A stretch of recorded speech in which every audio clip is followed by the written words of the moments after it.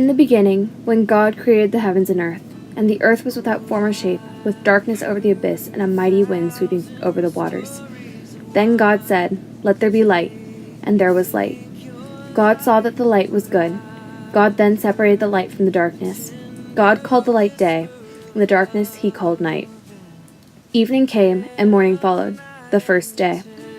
Then God said, "Let there be a dome in the middle of the waters, to separate one body from the other." God made the dome, and it separated the water below the dome from the water above the dome. And so it happened. God called the dome sky. Evening came, and morning followed, the second day. Then God said, "Let the water under the sky be gathered into a single basin, so that the dry land may appear." And so it happened. The water under the sky was gathered into its basin, and the dry land appeared. God called the dry land earth, and the basin of water he called sea. God saw that it was good. Then God said, "Let the earth bring forth vegetation, every kind of plant that bears seed, and every kind of fruit tree that bears fruit, with its seed in it." And so it happened. The earth brought forth vegetation, every kind of plant that bears seed, and every kind of fruit tree that bears fruit with its seed in it. God saw that it was good. Evening came, and morning followed, the third day. Then God said, "Let there be lights in the dome of the sky, to separate day from night. Let them mark the seasons, the days, and the years, and serve as lights in the dome of the sky, to illuminate the earth." And so it happened.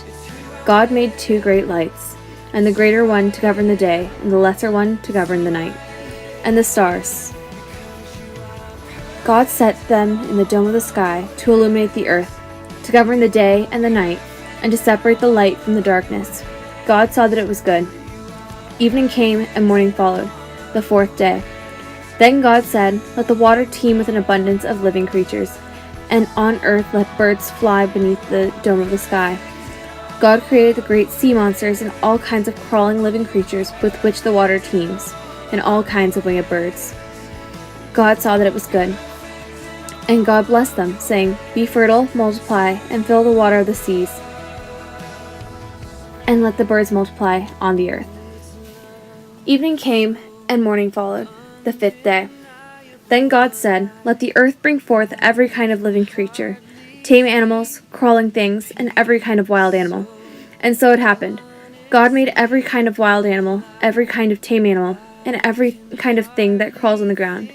God saw that it was good. Then God said, "Let us make human beings in our image, in our likeness. Let them have dominion over the fish of the sea, the birds of the air, the tame animals, all the wild animals, and the creatures that crawl on the earth." God created mankind in his image, and in the image of God he created them. Male and female he created them. God blessed them, and God said to them, "Be fertile and multiply, fill the earth and subdue it. Have dominion over the fish of the sea, the birds of the air, and all the living things that crawl on the earth." God also said, "See, I give you every seed-bearing plant on all the earth, and every tree that has seed-bearing fruit on it to be your food. And to all the wild animals, all the birds of the air, and all the living creatures that crawl on the earth, I give to you. I give all the green plants for food." And so it happened. God looked at everything he made, and he found it very good. Evening came, and morning followed, the sixth day. Thus the heavens and the earth, and all their array, were completed. On the seventh day, God completed the work he had been doing. He rested on the seventh day from all the work he had undertaken. God blessed the seventh day and made it holy, because he rested from all the work he had done in creation.